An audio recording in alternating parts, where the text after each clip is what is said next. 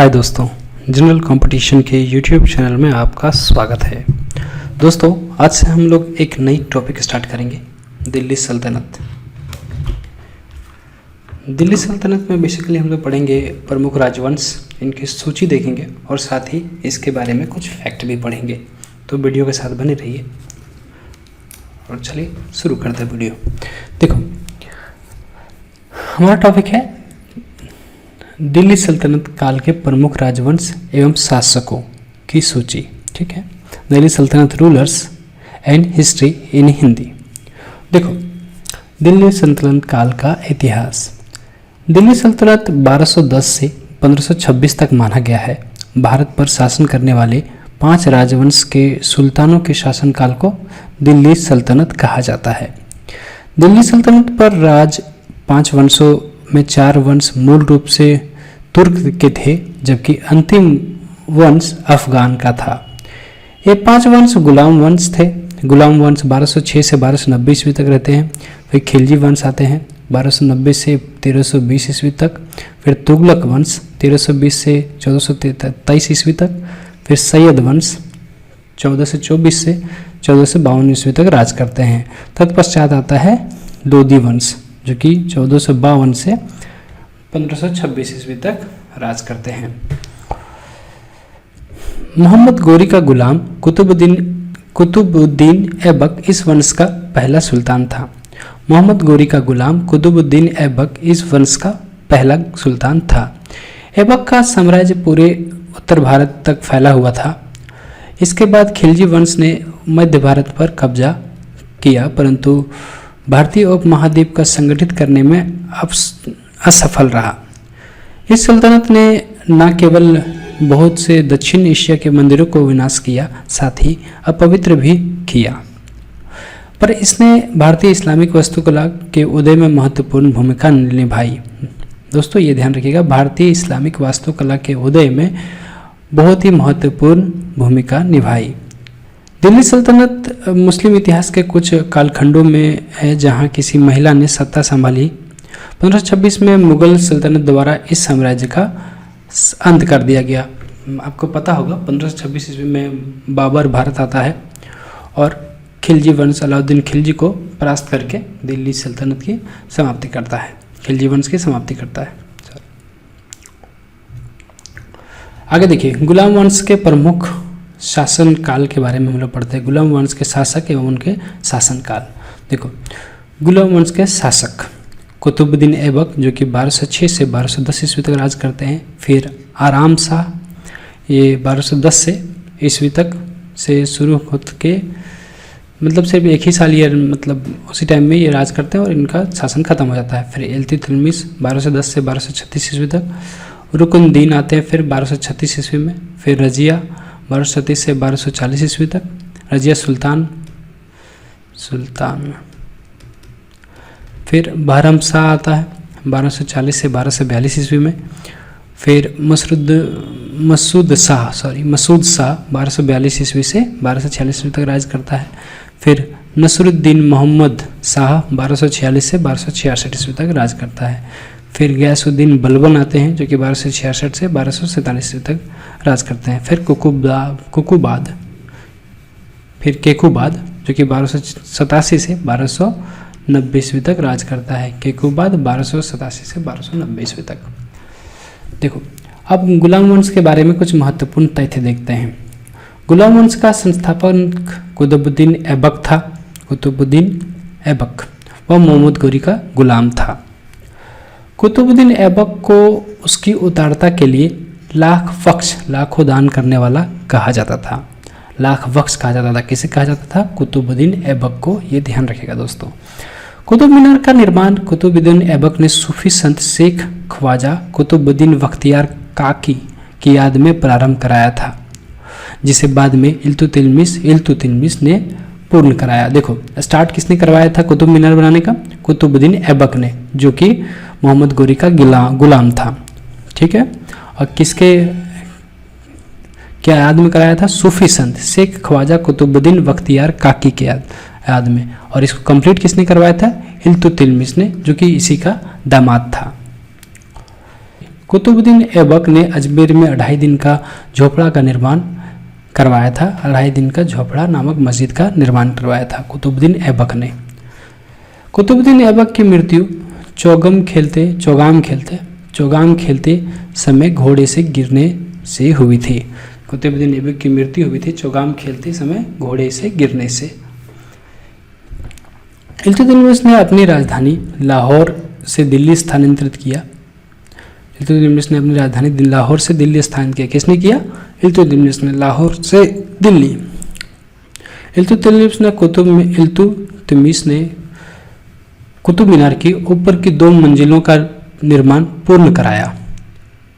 किसने करवाया? इल्तुतमिश ने।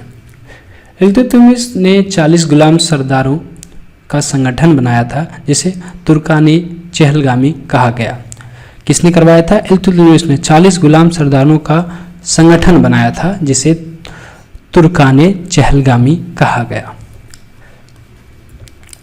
रजिया दिल्ली के सिंहासन पर बैठने वाली पहली महिला सुल्तान थी। कौन? रजिया सुल्तान दिल्ली सल्तनत में बैठने वाली सबसे पहली महिला सुल्तान थी।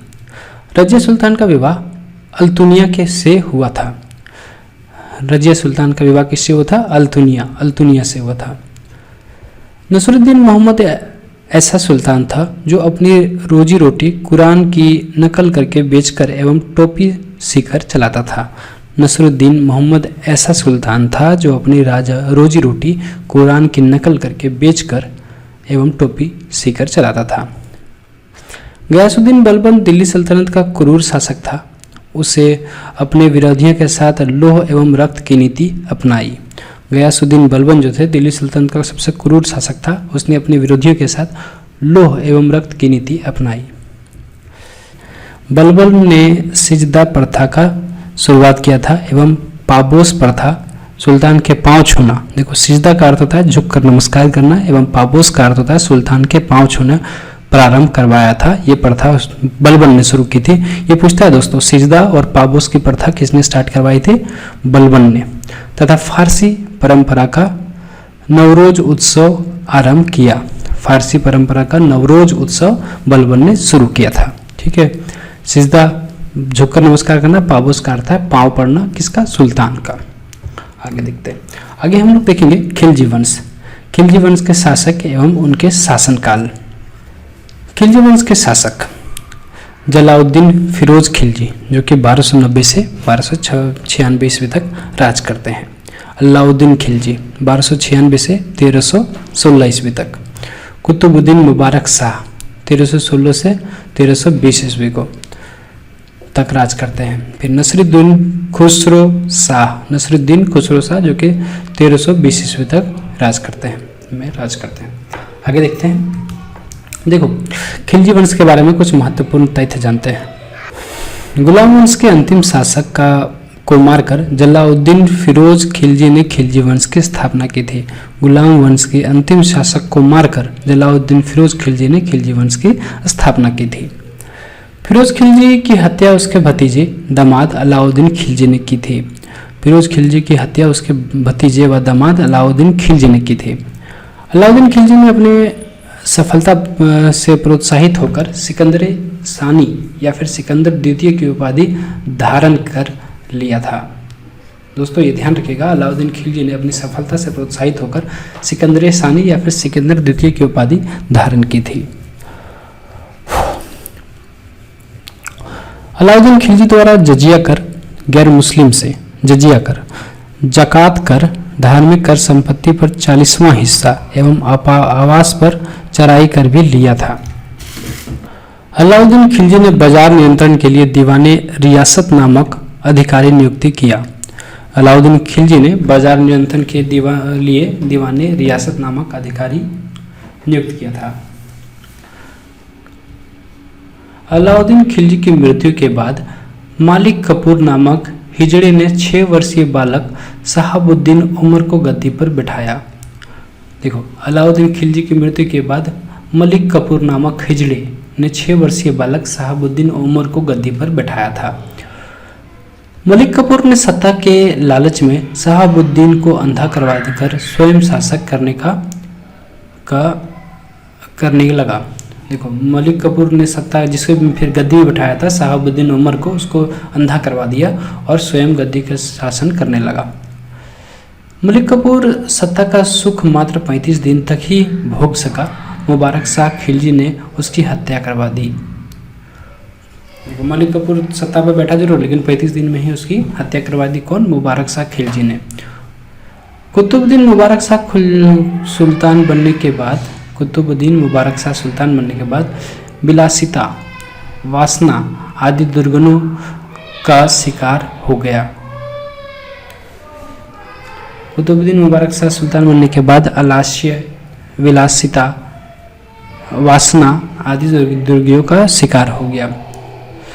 मुबारक शाह नग्न स्त्री पुरुष के साथ दरबार में आता था एवं कभी कभी स्वयं नग्न होकर दरबार में दौड़ता था।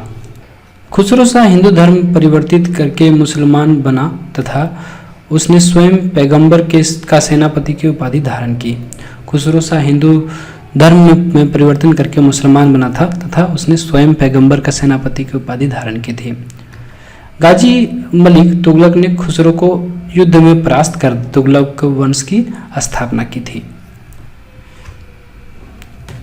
गाजी मलिक तुगलक ने खुसरो को युद्ध में परास्त कर दिया और तुगलक वंश की स्थापना की थी। अब हम लोग पढ़ेंगे तुगलक वंश। तुगलक वंश के शासनकाल एवं उनकी सूची। देखो तुगलक वंश के शासनकाल, इसके जो संस्थापक थे गयासुद्दीन तुगलक शाह थे, जो कि 1320 ईस्वी में करता है और 1320 से 1325 ईस्वी तक राज करते हैं। मोहम्मद बिन तुगलक फिर आते हैं, 1325 से 1351 ईस्वी तक राज करता है।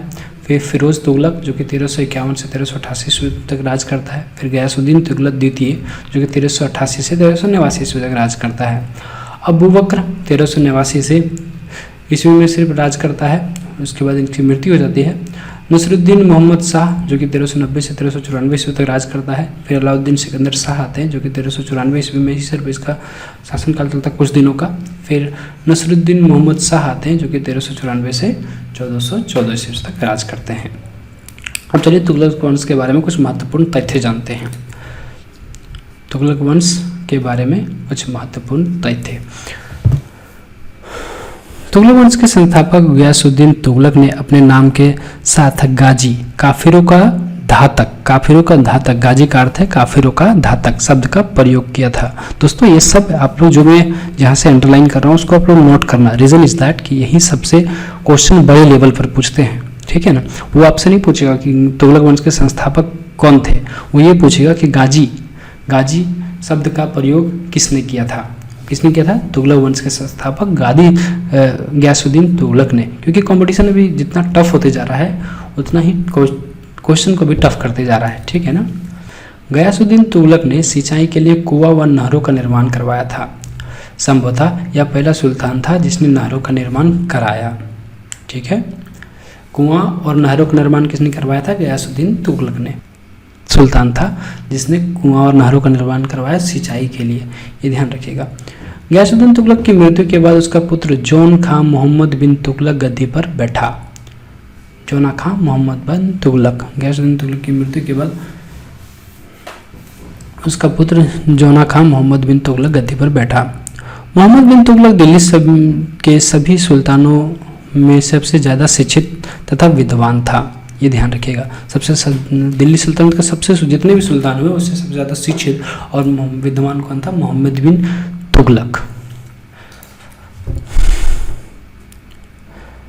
मोहम्मद बिन तुगलक ने शासन चलाने के लिए विभिन्न विवादास्पद नीतियां बनाई जो असफल रही, ठीक है।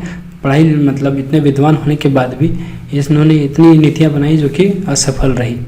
मोहम्मद बिन तुगलक की प्रमुख असफल नीतियां थी दोआब क्षेत्र में कर की वृद्धि, राजधानी परिवर्तन दिल्ली से देवगिरी, 3 सांकेतिक मुद्रा का प्रचलन, खुरासान एवं कराचिल अभियान। मोहम्मद बिन तुगलक के काल में ही हरिहर और बुक्का नामक 2 भाइयों ने विजयनगर साम्राज्य की स्थापना की थी। हरिहर और बुक्का नामक 2 भाई थे जिन्होंने विजयनगर साम्राज्य की स्थापना की थी, ये आप ध्यान रखिएगा। अफ्रीकी यात्री इब्न बतूता मोहम्मद बिन तुगलक के काल में भारत आया था। अफ्रीकन यात्री थे इब्न बतूता, मोहम्मद बिन तुगलक के काल में भारत आया था, ये आप ध्यान रखिएगा। मोहम्मद बिन तुगलक की मृत्यु के बाद इतिहासकार बदायूनी ने लिखा, राजा को अपनी प्रजा से और प्रजा को अपने राजा से मुक्ति मिल गई, क्योंकि इन्होंने जो भी मतलब प्रथा चलाई थी, जो भी नीतियाँ चलाई थी, वो सब विफल रही थे। इसीलिए जब इनकी मृत्यु हुई तो इतिहासकार बदायूनी ने लिखा कि राजा को अपनी प्रजा और प्रजा को अपनी राजा से मुक्ति मिल गई। फिरोज शाह तुगलक ने अपने शासनकाल में 24 कष्टदायक करों को समाप्त कर केवल 4 कर खराज, लगान, खुम्स युद्ध में देखो फिरोज शाह तुगलक ने अपने शासनकाल में 24 कष्टदायक करों को समाप्त कर दिया था और केवल 4 कर को रखा था, खराज जिसका अर्थ है लगान, खुम्स जिसका अर्थ है युद्ध में लूट का माल, जजिया जकात वसूल किए। ठीक है, फिरोज शाह तुगलक ब्राह्मणों पर भी जजिया कर लगाने का वाला पहला सुल्तान था, ये आप ध्यान रखिएगा दोस्तों, ये भी आई है। फिरोज शाह तुगलक ने खिजराबाद जिसको टोपरा एवं मेरठ में अशोक स्तंभ को लाकर दिल्ली में स्थापित किया था। ध्यान रखिएगा दोस्तों, फिरोज शाह तुगलक ही थे जिन्होंने खिजराबाद एवं मेरठ से अशोक स्तंभ लाया था और दिल्ली में स्थापित किया था। फिरोज शाह तुगलक ने जाजनगर उड़ीसा के शासन भानुदेव को हराया तथा जगन्नाथ मंदिर को ध्वस्त किया था। जगन्नाथ मंदिर को किसने ध्वस्त किया था? फिरोज शाह तुगलक ने, जो कि जाननगर के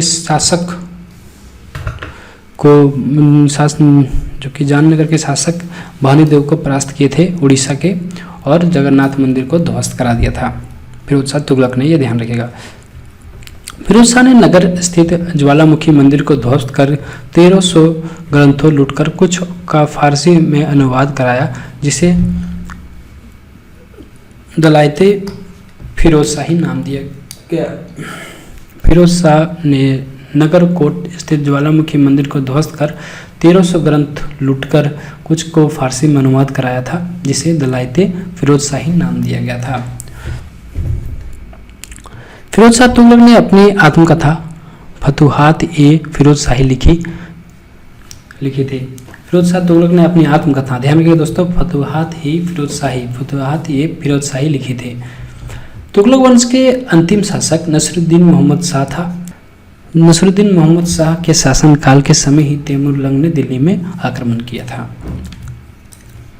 आगे दोस्तों, सैयद वंश, सैयदवन एवं उनका शासनकाल। सैयदवन के शासक खिजर खां, जो कि 1414 ईस्वी से 1491 ईस्वी तक राज करते हैं। और सैयद वंश के भी संस्थापक कौन थे? खिजर खां। मुबारक खां 1421 से 1434 ईस्वी तक राज करते हैं। फिर मोहम्मद शाह 1434 से 1445 ईस्वी तक। फिर अलाउद्दीन आलम शाह 1445 से 1485 ईस्वी तक राज करते हैं। आगे देखते हैं दोस्तों सैयद वंश के बारे में कुछ महत्वपूर्ण तथ्य। सैयद वंश का संस्थापक खिजर खां ने सुल्तान की उपाधि ग्रहण नहीं की, वह रैयत-ए-आला के नाम से संतुष्ट रहा। रैयत-ए-आला इनको कहा जाता था, इन्हें सुल्तान की उपाधि पसंद नहीं थी। खिजर खां की मृत्यु के बाद उसका पुत्र मुबारक खां गद्दी पर बैठा तथा शाह की उपाधि धारण की। मुबारक शाह के दरबार में प्रसिद्ध लेखक सरहिंदी था। मुबारक शाह के दरबार में प्रसिद्ध लेखक कौन था? सरहिंदी, जिसने तारीख़े मुबारक शाही लिखी थी। अमना के तट पर मुबारक शाह ने मुबारकाबाद नामक एक नगर का बसाया था। अमना के तट के समीप ही मुबारकबाद नामक एक नगर को बसाया था। ठीक है, ध्यान रखिएगा दोस्तों। आगे, लोधी वंश के शासक एवं उनका शासनकाल। लोधी वंश के शासक, देखो दोस्तों, लोधी वंश का संस्थापक कौन था? बहलोल लोधी, जो कि 1451 में मतलब इसकी स्थापना करता है लोधी वंश की, और 1451 से 1489 ईस्वी तक राज करता है। आगे सिकंदर लोधी, जो कि 1489 से 1517 ईस्वी तक राज करता है। उसके बाद इब्राहिम लोधी, जो कि 1517 ईस्वी से 1526 ईस्वी तक राज करता है। और 1526 ईस्वी में जब बाबर आता है, उसके बाद लोधी वंश की समाप्त हो जाता है, लोधी वंश समाप्त हो जाता है। अब देखो लोधी वंश के बारे में कुछ महत्वपूर्ण तथ्य। बहलोल लोधी दिल्ली की गद्दी पर बैठने वाला पहला अफगान शासक था। उसने बहलोल शाह गाजी नामक उपाधि धारण की थी। बहलोल शाह गाजी नामक उपाधि धारण की थी। अफगान शासक था। बहलोल लोधी दिल्ली की गद्दी पर बैठने वाला पहला अफगान शासक था। दोस्तों ध्यान रखिएगा, उसने बहलोल शाह गाजी नामक उपाधि धारण की थी। बहलोल लोधी का पुत्र निज़ाम खां सुल्तान सिकंदर शाह लोधी की उपाधि के साथ गद्दी पर बैठा था। बहलोल लोधी का पुत्र निज़ाम खां सुल्तान सिकंदर शाह लोधी की उपाधि के साथ गद्दी पर बैठा था। सिकंदर लोधी ने 1504 ईस्वी में आगरा शहर की स्थापना की थी तथा उसे अपनी राजधानी बनाया था। सिकंदर लोधी ने ही 1504 ईस्वी में दोस्तों आगरा शहर की स्थापना की थी सिकंदर लोधी ने। सिकंदर शाह लोधी द्वारा माप का पैमाना गजे सिकंदरी प्रचलित कराया गया था। आशा है दोस्तों वीडियो आपको पसंद आई होगी और मैं आगे इसका एक और वीडियो लाऊंगा जिसमें मैं इससे रिलेटेड क्वेश्चन आंसर सॉल्व करूंगा। ठीक है ना, तो आप वीडियो के साथ बने रहिए, चैनल के साथ बने रहिए दोस्तों। तो आप चैनल के साथ बने रहिए और वीडियो अगर आपको पसंद आती है तो वीडियो को लाइक करें और कुछ त्रुटि या फिर कुछ कमी आपको नज़र आती है वीडियो में तो वीडियो के कमेंट बॉक्स पर कमेंट करके हमें अवश्य बताएं। ठीक है, चलिए, थैंक्स फॉर वॉचिंग।